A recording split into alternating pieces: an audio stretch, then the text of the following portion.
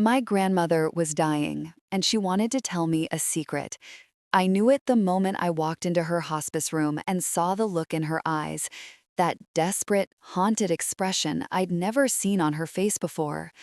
Eleanor Mitchell had always been the strongest woman I knew, the kind of grandmother who baked cookies with one hand and ran a household with the other, the kind who never cried, never complained, never showed weakness. But lying in that hospital bed, tubes snaking from her arms, her skin paper thin and translucent, she looked like a woman who had been carrying something heavy for a very long time, and she was finally ready to put it down. Rebecca. Her voice was a whisper, barely audible over the beeping of the machines. Close the door. I need to tell you something. I was 38 years old, a mother of two, a woman who thought she knew everything there was to know about her family.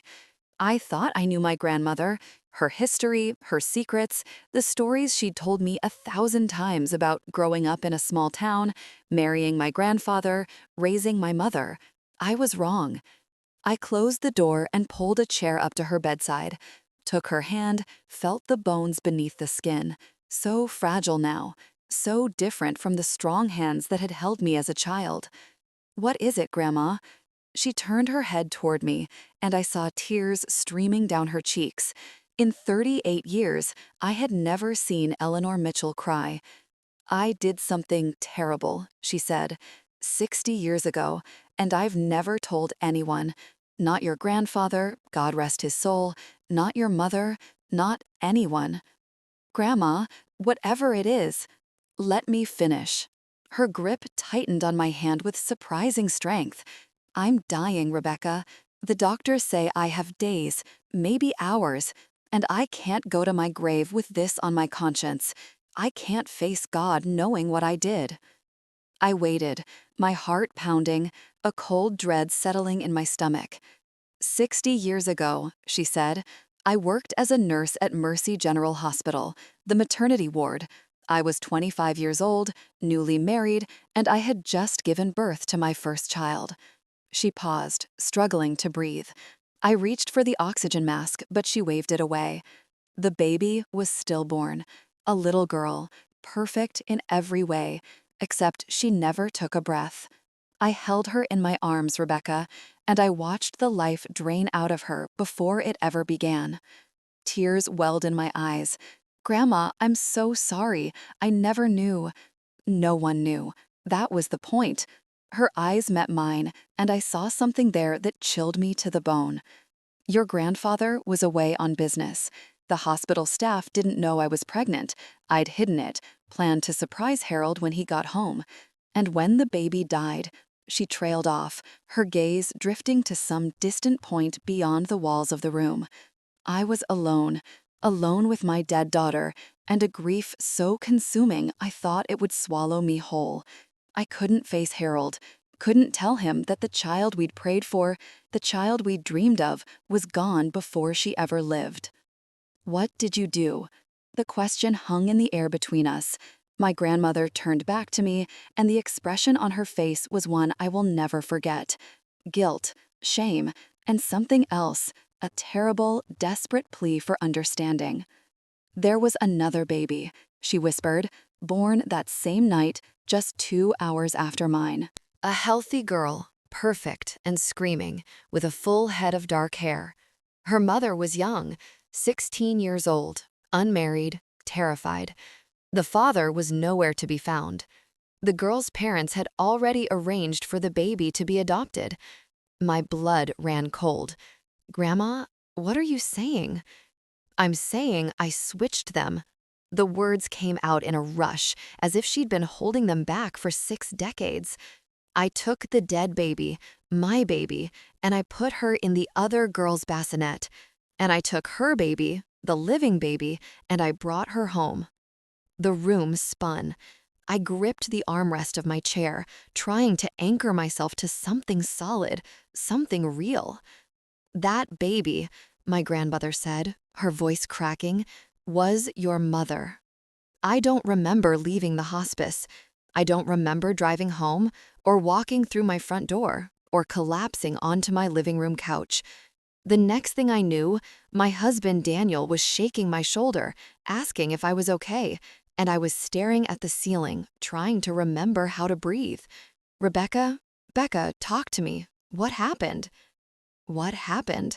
Such a simple question, such an impossible answer. My mother, I heard myself say. My mother she isn't. Daniel sat down beside me, his face creased with concern. Isn't what? She isn't my grandmother's daughter. The words sounded insane, impossible, like something out of a soap opera, not real life. But I knew, God help me, I knew that my grandmother had told me the truth. I'd seen it in her eyes, heard it in her voice. 60 years of guilt pouring out in a hospital room, seeking absolution before death. What are you talking about? I told him. Everything. The stillborn baby, the teenage mother, the switch in the middle of the night, the secret that had been buried for 6 decades. When I finished, Daniel was silent for a long time. Are you sure? He finally asked. I mean, she's dying. She's on medication. Maybe she's confused. She's not confused. I sat up, ran my hands through my hair. You didn't see her face, Daniel. She knew exactly what she was saying. She's been waiting 60 years to say it. But why tell you? Why not your mother? I laughed, a harsh, bitter sound. Because telling my mother would destroy her. Grandma knows that. She couldn't bear to look her in the eye and admit that everything Mom believes about herself is a lie. So she told you instead? So I could decide what to do with it. Daniel reached for my hand. And what are you going to do? I didn't have an answer. I went back to the hospice the next morning.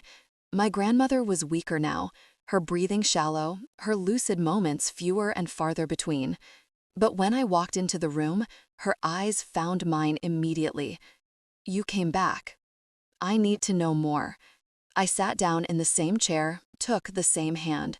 I need to understand why. Why? She almost smiled. Isn't it obvious? I was grieving. I was desperate. And there was this perfect, healthy baby just lying there, about to be given away to strangers. Her mother didn't want her. Her father had abandoned her. She was going to grow up never knowing where she came from. So you decided to take her? I decided to save her. A flash of the old Eleanor, stubborn and defiant. I gave her a home, a family, a father who adored her, a life she never would have had otherwise. You stole her. The words hung between us, brutal and true. My grandmother flinched. Yes, I stole her. I've lived with that knowledge for 60 years, Rebecca. I've watched your mother grow up, get married, have children, have you, and every single day I've wondered if I did the right thing. And did you? I don't know. Tears streamed down her face again. I thought I did, for a long time. Your mother had a good life, a happy life. She never wanted for anything. But then I'd think about the other girl, the teenage mother who woke up the next morning and was told her baby had died in the night. I'd think about what that must have done to her, and I'd wonder if I was a monster. What happened to her, the real mother? I don't know. She left the hospital the next day. I never saw her again. And the dead baby? Your baby? My grandmother closed her eyes.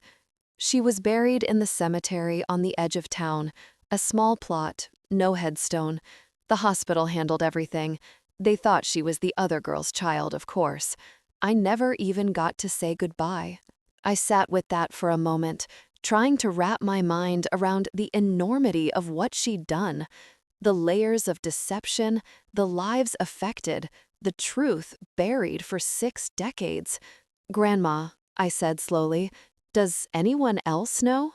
No one. I handled everything myself. Changed the records, disposed of the evidence. It was a different time, Rebecca. Hospitals were less careful. Paperwork was done by hand. It was easier than you'd think. And you never told Grandpa? Never. He went to his grave believing your mother was his biological child. What about Mom? Does she have any idea? None. She grew up believing she was Eleanor and Harold Mitchell's daughter. That's all she's ever known. I stood up, walked to the window, stared out at the parking lot below. A woman was helping her elderly father into a car. Somewhere in the building, a phone was ringing. Normal life continuing all around us, while my entire understanding of my family collapsed. "Why are you telling me this now?" I asked without turning around. "What do you want me to do with this information?" "I want you to decide," my grandmother said, "whether to bury it with me or bring it into the light." "That's not fair." "No, it isn't, but I'm dying, Rebecca, and I don't have time for fair. I've spent 60 years carrying this secret. Now it's yours."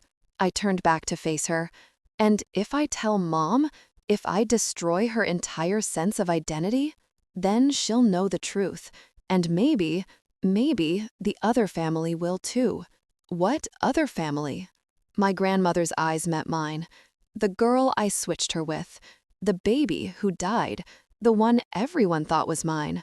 She had a family too. A mother who was told her baby was stillborn. A father who never got the chance to hold his child." She paused. "They deserve to know. They've always deserved to know. I was too much of a coward to tell them." My grandmother died 3 days later. I was there when it happened, holding her hand, watching the monitors flatline. The nurses came in, did what they do, spoke words of comfort I barely heard. I signed papers, made phone calls, began the process of dismantling a life. And all the while, her secret burned in my chest like a coal. I didn't tell my mother, not yet. I stood beside her at the funeral, accepted condolences from relatives, listened to the priest talk about a woman of faith and conviction. I wanted to scream. I wanted to stand up and tell everyone that the woman in that casket had lived a lie for 60 years, had stolen a child, had destroyed at least one life, and possibly more. But I didn't, because my grandmother was right about one thing. The truth would destroy my mother. Martha Mitchell was 60 years old. She'd built her entire identity on being Eleanor and Harold's daughter, their only child, heir to their name, keeper of their legacy. She had their photos on her walls, their memories in her heart, their blood in her veins. Except she didn't. She had none of it. She was a stolen child, raised by a woman who wasn't her mother, mourned by a family who never knew she existed. Everything she believed about herself was a lie. How do you tell someone that? How do you look your own mother in the eye and say, "You're not who you think you are"? 3 weeks after the funeral, I started searching. I told myself I was just curious, just gathering information. I wasn't going to do anything with it, wasn't going to upend anyone's life or dig up 60-year-old secrets. I just wanted to know. I wanted to know who my mother really was. Mercy General Hospital had long since closed, but the records were archived at the County Historical Society. It took me 2 days of searching, but I finally found what I was looking for: birth records from March 1963. There were only 4 babies born that month, 2 boys, 2 girls. One of the girls was listed as Baby Mitchell, mother, Eleanor Mitchell, father, Harold Mitchell, status, stillborn. The other was listed as Baby Kowalski, mother, Helen Kowalski, father, unknown, status, healthy, adopted. Helen Kowalski, that was the name of my mother's biological parent, a 16-year-old girl who gave birth in a hospital 60 years ago, was told her baby died, and walked out of there never knowing the truth. I stared at the records for a long time. Then I started looking for Helen Kowalski. March 17, 1963. The pain came in waves. Eleanor Mitchell gripped the metal rails of the hospital bed, her knuckles white, her teeth clenched against the scream building in her throat. She was alone in the delivery room. Harold was 3 states away on business, and she hadn't told anyone about the pregnancy. This was supposed to be a surprise, a beautiful, perfect surprise. Now it was turning into a nightmare. Push, Mrs. Mitchell. One more push. Dr. Hartwell's voice was calm, professional, but Eleanor could hear the tension beneath it. Something was wrong. She'd known it for hours, felt it in the way the nurses exchanged glances, the way the doctor's forehead creased with worry. She pushed. The baby came. And then, silence. No crying, no screaming. Nothing but the terrible, hollow sound of Dr. Hartwell saying words that didn't make sense. "I'm sorry, Mrs. Mitchell. The baby, the umbilical cord was wrapped around her neck. We did everything we could, but—" Eleanor's world collapsed. They placed the baby in her arms, a perfect little girl, 10 fingers, 10 toes, a face like an angel. But her skin was blue, her chest still, her eyes closed forever. "No," Eleanor whispered. "No, no, no." She held her daughter for an hour, maybe 2. Time lost all meaning. She counted the tiny fingers, traced the curve of the tiny ears, memorized every detail of the face she would never see grow up. When they finally took the baby away, Eleanor felt something break inside her, something that would never heal. The next 12 hours passed in a blur of grief and medication. Eleanor lay in her hospital bed, staring at the ceiling, replaying the moment over and over. If she'd come in sooner, if she'd noticed something was wrong, if. The nurses checked on her periodically, their faces full of pity. She hated them for it. Hated their sympathy, their gentle words, their understanding nods. They didn't understand anything. They couldn't possibly know what it felt like to hold your dead child in your arms. Around midnight, a commotion down the hall pulled her from her stupor. A girl was screaming, not in pain, in terror. Eleanor sat up, listening. The screaming continued, punctuated by sobs and what sounded like desperate pleading. Then a baby's cry, thin and reedy, cutting through the chaos. A healthy cry, a living cry. Before she knew what she was doing, Eleanor was out of bed. She was weak, unsteady on her feet, still bleeding from the delivery, but something pulled her forward. Curiosity, maybe, or the desperate need to hear that sound again, the sound of life. She crept down the hallway, using the wall for support, until she reached the room where the screaming had come from. The door was ajar. Inside, she could see a young girl, 16, maybe 17, lying in a hospital bed, her face red and streaked with tears. A nurse was holding a bundle wrapped in pink blankets, trying to hand it to the girl. "Please, Helen, just hold her. She's your daughter." "I don't want her." The girl, Helen, turned her face away. "I told you, I can't keep her. My parents already arranged everything. She's being adopted. Just take her away. I don't want to see her." The nurse hesitated, then nodded and carried the baby out of the room, right past Eleanor. For one moment, one terrible, transformative moment, Eleanor looked down at the bundle in the nurse's arms. She saw a tiny face, scrunched and pink, with dark hair and eyes squeezed shut against the light. Alive, perfect, unwanted. The nurse continued down the hall, disappearing into the nursery. Eleanor stood frozen, her mind racing. She didn't plan it. That's what she told herself 60 years later as she laid dying in that hospice bed. She didn't plan any of it. It just happened. At 2 a.m., the hospital was quiet. The night shift nurses were clustered at their station, gossiping over coffee. The nursery was unattended. It was a different era with different protocols, different levels of oversight. Eleanor walked in without being challenged. There were 6 bassinets in the nursery. 4 were empty, 1 held a baby boy sleeping peacefully, and 1 held the girl, Helen Kowalski's daughter, the unwanted child, the baby who was destined to be given away to strangers. Eleanor stood over the bassinet for a long time. The baby was beautiful, dark hair, like the girl who'd given birth to her, a rosebud mouth, tiny fists clenched in sleep. She made small sounds, not crying, just the soft noises of a newborn adjusting to the world. She's going to be adopted, given to strangers. She'll never know who she really is. The thought crystallized in Eleanor's mind. But I know who I am. I'm a mother. I was supposed to be a mother. And now my baby is dead, and this one is alive, and no one wants her.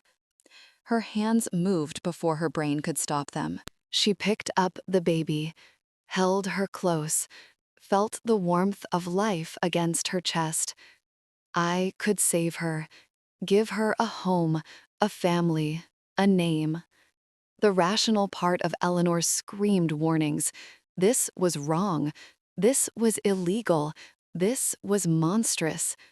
But the grief-stricken part, the part that had held her dead daughter just hours ago, that part whispered something different. She needs a mother. You need a child. This is meant to be. The switch took less than 5 minutes. Eleanor carried Helen's baby back to her own room, tucked her into the bassinet that had been prepared for the child who never breathed.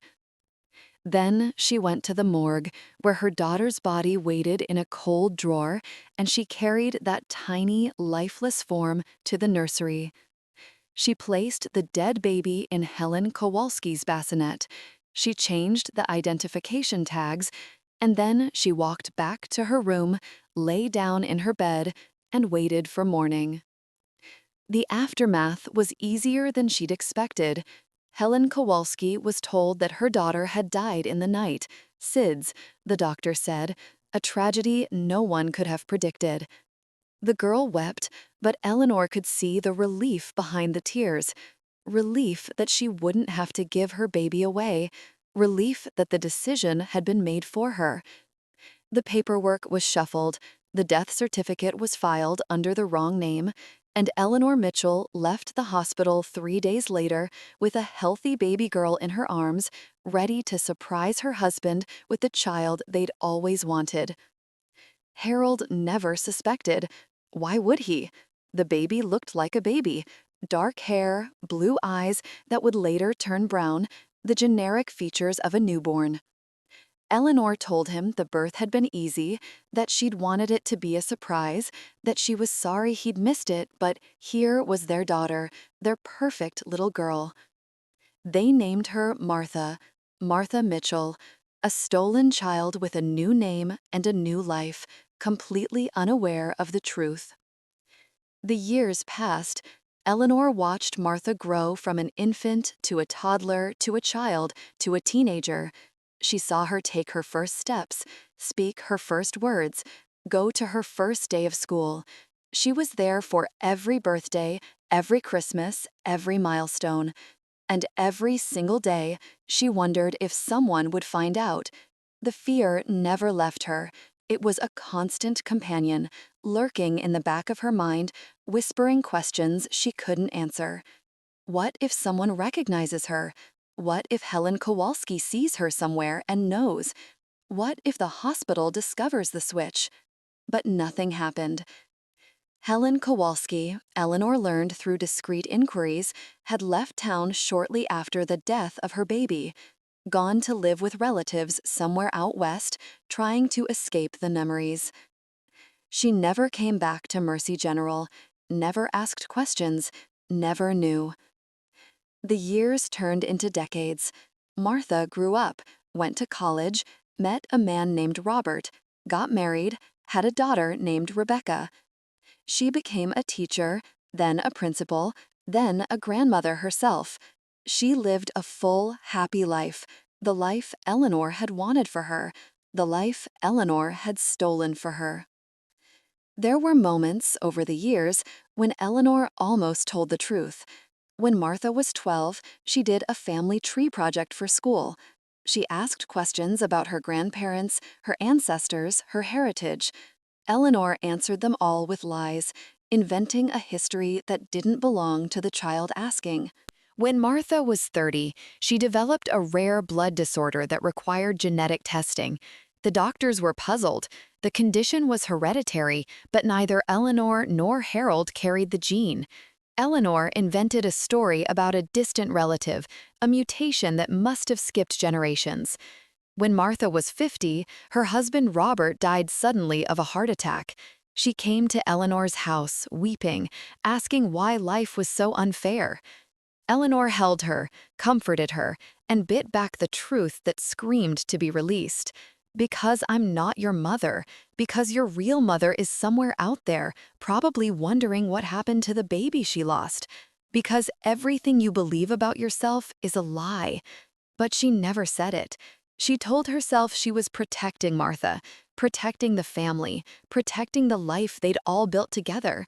But really, she was protecting herself. And then, at 85 years old, lying in a hospice bed with days to live, Eleanor finally ran out of excuses. She told Rebecca everything. Not because she was brave, not because she'd suddenly found her conscience, but because the weight of 60 years had finally become too heavy to bear, and she needed, desperately needed, to put it down before she died. She didn't ask for forgiveness. She didn't deserve it. She just asked for understanding. And then she closed her eyes and waited for death to claim her, hoping that whatever came next would be kinder than the guilt she'd carried in this life. Finding Helen Kowalski was harder than I expected. The name was common enough, and 60 years had passed since she'd walked out of Mercy General Hospital believing her baby was dead. She could be anywhere. She could be using a different name. She could be dead herself. But I had to try. The Historical Society records gave me a starting point. Helen Kowalski, born 1946, resident of Millbrook, Pennsylvania. Her parents were listed as Walter and Anna Kowalski, Polish immigrants who'd settled in the coal mining region and built a life there. I spent 2 weeks digging through census records, marriage certificates, death notices. The trail was cold, fragmented, full of dead ends. Helen had left Millbrook in 1963, shortly after the death of her baby. Her parents had followed a few years later, relocating to Ohio. Then, in 1968, Helen Kowalski became Helen Dvorak. She'd married a man named Thomas Dvorak, a factory worker from Cleveland. They'd had 3 children, 2 boys and a girl. They'd lived in the same house for 40 years, attended the same church, built a life of quiet stability. Thomas had died in 2010. Helen was still alive, 80 years old, living alone in a modest house in suburban Cleveland, less than 4 hours from where I sat staring at my computer screen. I had found my mother's biological parent. Now I had to decide what to do about it. I drove to Cleveland on a Tuesday. I didn't tell anyone where I was going. Not Daniel, not my mother, not anyone. I just got in my car and drove, 4 hours of highway and bad radio and 1,000 arguments with myself about what I was about to do. You're going to destroy this woman's life. She deserves to know the truth. The truth is 60 years too late. It's never too late for the truth. By the time I pulled up outside Helen Dvorak's house, I still hadn't decided what I was going to say. The house was small, well-maintained, with a neat lawn and flower boxes in the windows. The kind of house that belonged to someone who took pride in the details. Someone who had built a life carefully, deliberately, one brick at a time. I sat in my car for 20 minutes, watching the front door, trying to summon the courage to knock. Finally, I got out. The walk to the front door felt like a mile. My hand shook as I rang the bell. Every instinct screamed at me to turn around, get back in my car, drive away, and forget I'd ever heard of Helen Kowalski. But I didn't. The door opened. She was small, barely 5 feet tall, with white hair and sharp blue eyes that studied me with a mixture of curiosity and suspicion. She wore a cardigan over a floral dress, and her hands were flour-dusted, as if I'd interrupted her in the middle of baking. "Can I help you?" I opened my mouth, closed it, tried again. "Mrs. Dvorak? Helen Dvorak?" "That's right. And you are?" "My name is Rebecca Harrison." I paused, searching for the right words. I'm here because of something that happened a long time ago, at Mercy General Hospital, in 1963. The change in her face was immediate. The color drained from her cheeks. Her hand tightened on the doorframe, and her eyes, those sharp, suspicious eyes, filled with something I recognized: pain. "I don't know what you're talking about," she said, but her voice was shaking. "Mrs. Dvorak, I know this is difficult, but I have information about your daughter, the baby you had at Mercy General, the one they told you died." Silence. For a long moment, Helen Dvorak just stared at me. Then, slowly, she stepped back from the doorway. "You'd better come inside." We sat in her living room, surrounded by photographs of her children and grandchildren, a life built from the ashes of tragedy, displayed on every wall. I told her everything: about my grandmother, about the switch, about the baby who was supposed to die but didn't, about my mother, Martha, who had grown up believing she was Eleanor Mitchell's daughter.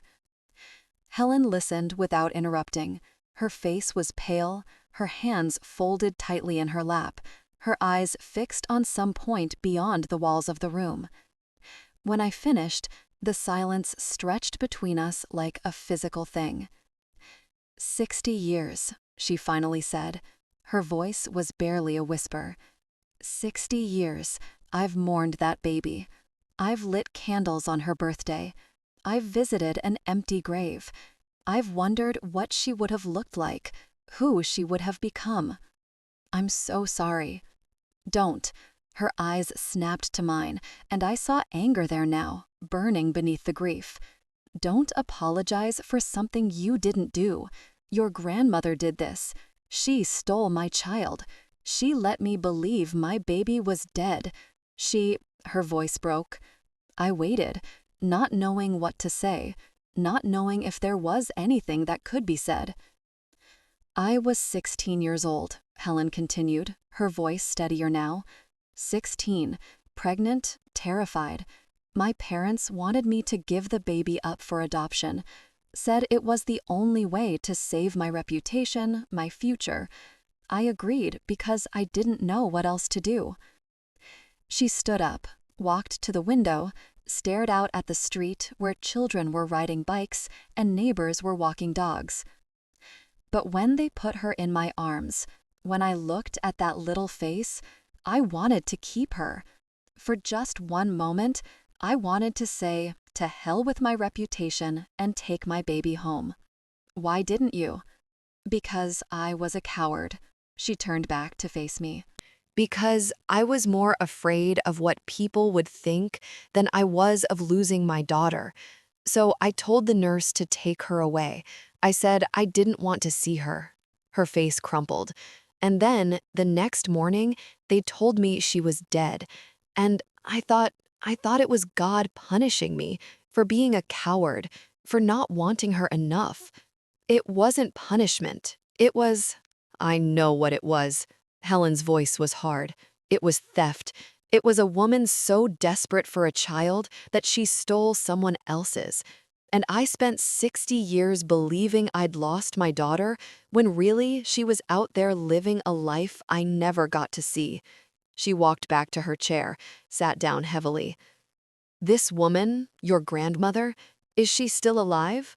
"No, she died 3 weeks ago. That's why I'm here. She confessed everything on her deathbed." "Of course she did." Helen laughed, a bitter, hollow sound. "Of course she waited until there was no one left to punish, no consequences to face. She got away with it, didn't she?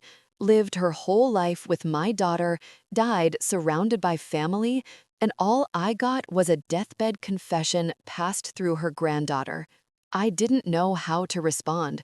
She was right. My grandmother had gotten away with it, had lived a full, happy life while Helen Dvorak mourned a child who wasn't dead. What do you want from me? Why are you here? I don't know, I admitted. I thought you deserved to know the truth. And my daughter, Martha, does she know? Not yet. I haven't told her. Helen was quiet for a long moment. I want to meet her, she said finally. I want to meet my daughter. I drove home in a daze. My phone buzzed with messages from Daniel, from my mother, from everyone wondering where I disappeared to. I ignored them all. I needed time to think, time to process what I'd just done. I had found my mother's biological parent.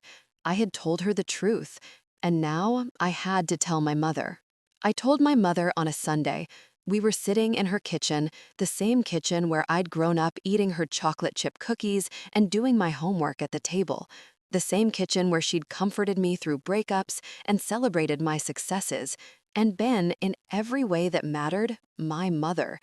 Now I had to tell her she wasn't who she thought she was. Mom, I need to talk to you about something important. She looked up from her crossword puzzle, reading glasses perched on her nose. What is it, honey? I took a deep breath. It's about Grandma, about something she told me before she died. And then I told her everything. The stillborn baby, the switch, Helen Kowalski, the 60 years of lies. I watched my mother's face as I spoke, watched the confusion turn to disbelief, the disbelief to something I couldn't name. When I finished, she didn't say anything for a long time. Mom, She stood up, walked to the sink, gripped the counter like it was the only thing keeping her upright. I need a minute. I gave her more than a minute. I gave her an hour, sitting silently in that kitchen while she processed the destruction of everything she'd believed about herself. Finally, she turned to face me. How do you know this is true? I found the records, the birth certificates, the hospital files. It's all there, Mom.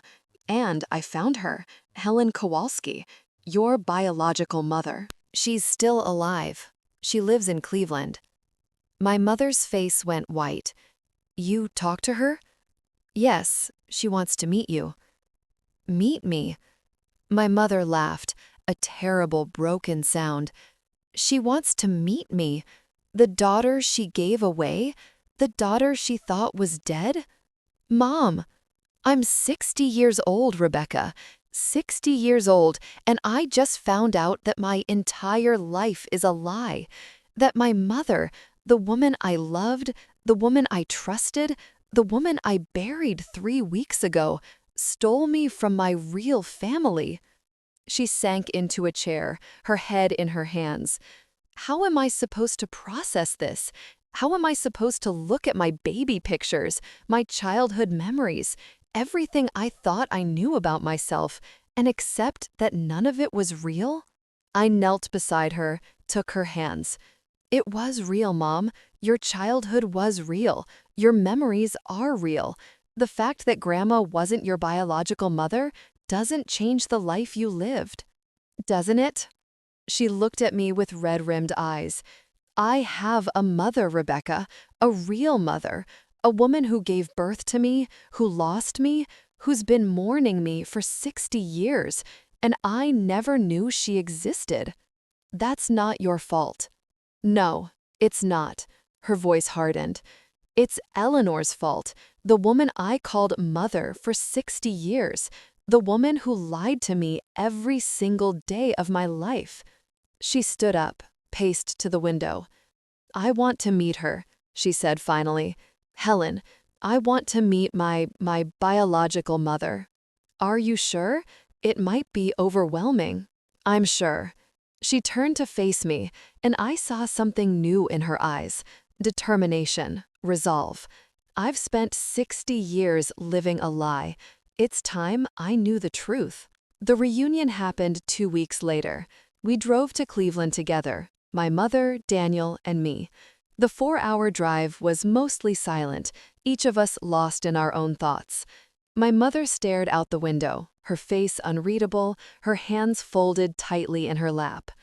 Helen Dworek was waiting on her front porch when we arrived. She stood up as we pulled into the driveway, her hands clasped in front of her, her face a mixture of hope and terror. She was wearing a blue dress, her best, I suspected, and her white hair was carefully styled. My mother got out of the car slowly. For a long moment, the two women just looked at each other. 60 years of separation, of grief, of unanswered questions, compressed into a single glance. Then Helen spoke. "Martha?" My mother nodded, and Helen Dworek, the woman who had spent 60 years mourning a daughter she thought was dead, began to cry. They talked for hours. I stayed in the living room, giving them privacy, but I could hear their voices drifting from the kitchen. Questions and answers, tears and laughter, 60 years of catching up compressed into a single afternoon. Helen showed Martha photographs, her wedding pictures, her other children, Martha's half-siblings, the grandchildren and great-grandchildren Martha had never known existed. Martha showed Helen pictures of her own life, her childhood, her wedding, her career.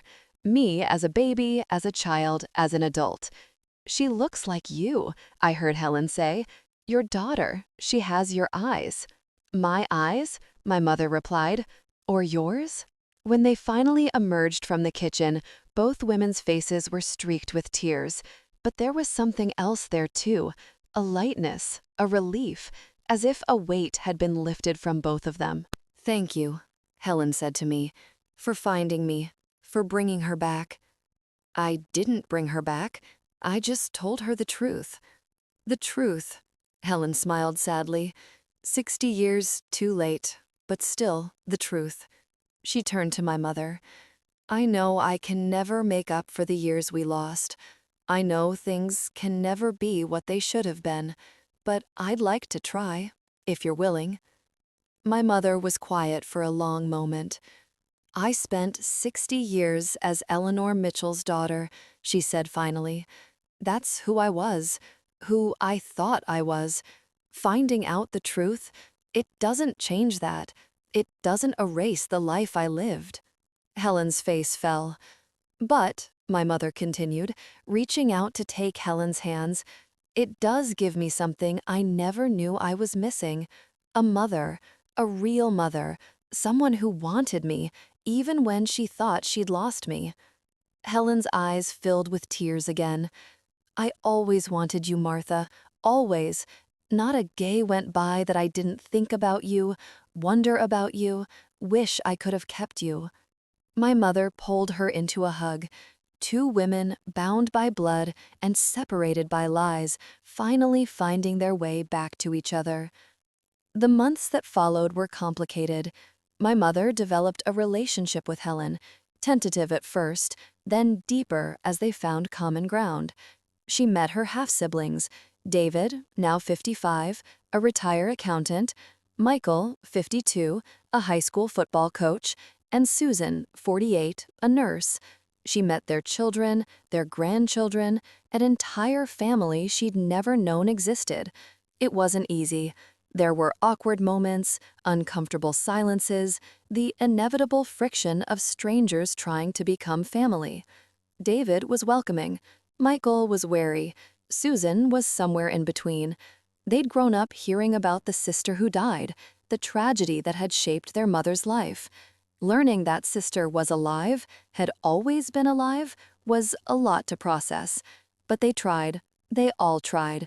And slowly, painstakingly, they began to build something new. For me, the aftermath was different. I had to reconcile the grandmother I'd known, the strong, loving woman who'd baked me cookies and told me stories, with the woman who'd stolen a child, who'd lied for 60 years, who'd let another mother mourn a baby that wasn't dead. It wasn't easy. Some days I hated her, hated the choice she'd made, the lies she'd told, the lives she'd damaged. I'd think about Helen Dworek, lighting candles on her daughter's birthday, visiting an empty grave. and I'd feel a rage so intense it scared me.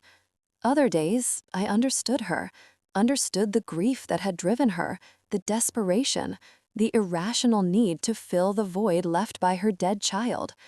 I'd think about what I would do if I lost one of my own children, and I'd feel something close to sympathy. Most days, I just felt confused. My grandmother was both things, a loving mother and a child thief, a devoted wife and a consummate liar, a woman of faith who'd committed an unforgivable sin. She was complicated, aren't we all? The DNA tests came back in December. We'd done them partly for confirmation, partly for closure. The results were exactly what we expected. My mother and Helen Dvorak were a biological match. Parent and child, separated for 60 years, finally reunited by science. But the tests revealed something else too, something no one had anticipated. My mother carried a genetic marker for Huntington's disease. It was the same marker that had killed Helen's father, Walter Kowalski. The same marker that had been lurking in Helen's DNA for decades, never activated, never expressed.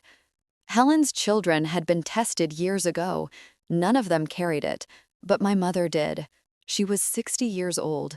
The disease typically manifested between 35 and 50.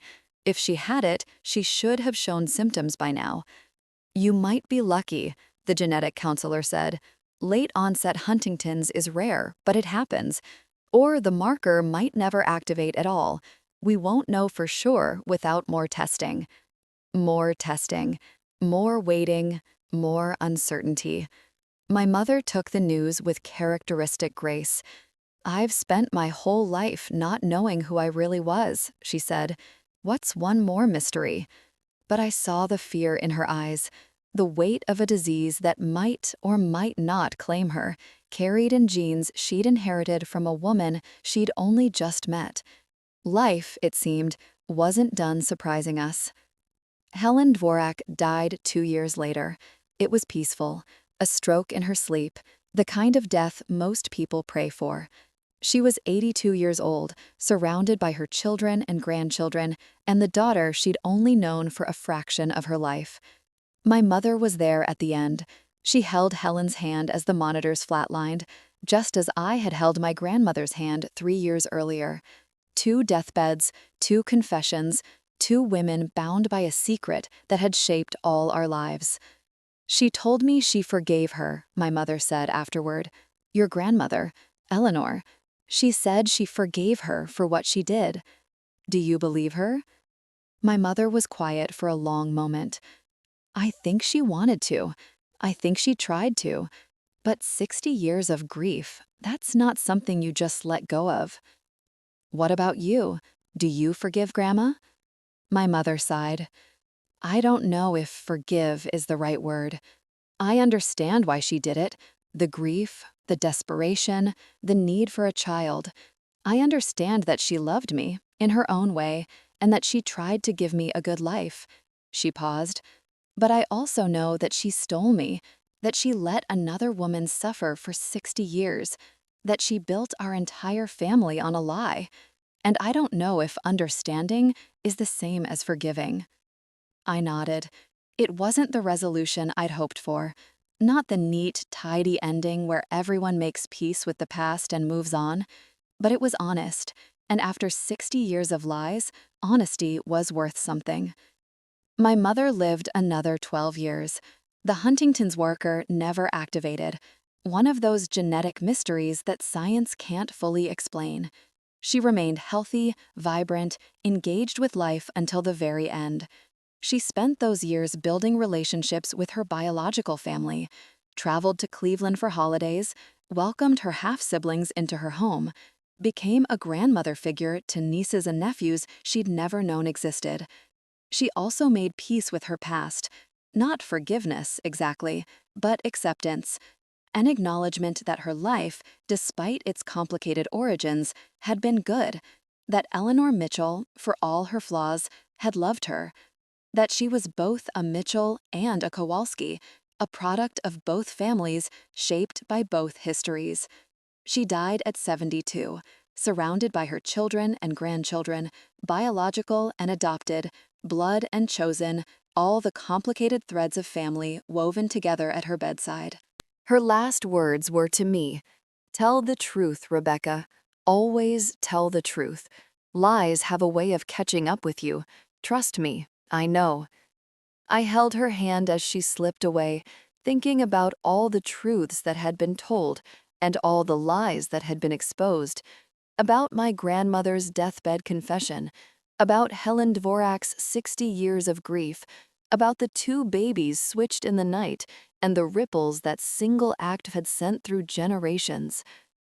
I'm 63 now, old enough to be a grandmother myself, old enough to have seen the full arc of this story, from my grandmother's confession to my mother's death to the complicated legacy they both left behind.